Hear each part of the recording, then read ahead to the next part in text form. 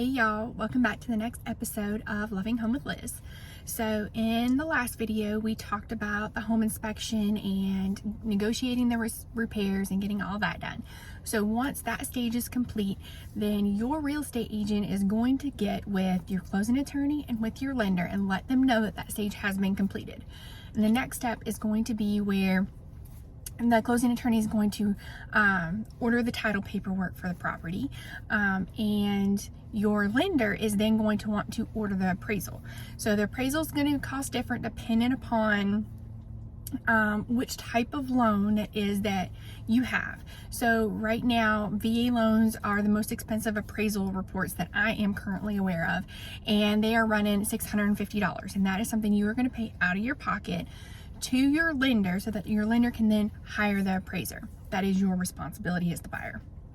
Now, once that appraisal has been ordered, it goes into a queue here in Georgia, and the appraiser is going to pull it out of the queue. Now, once they pull it out of the queue, there are some loans that have a time limit on when it is that that appraisal has to be returned by, and other loans the appraiser can take as long as they want to.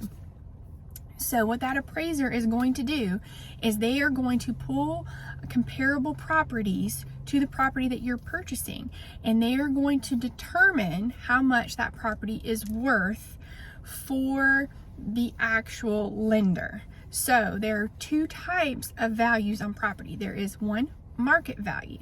So that is what you are willing to pay for that property in the current market. Number two is there is the appraised value.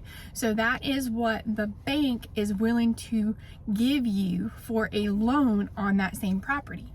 Now, what you're willing to pay and what the bank is willing to give you a loan for may not be the same. That's why there's a thing called appraisal contingency in the contract. So if you have an appraisal contingency and these numbers don't line up, you have one of three options. One, you can choose to back out of the property.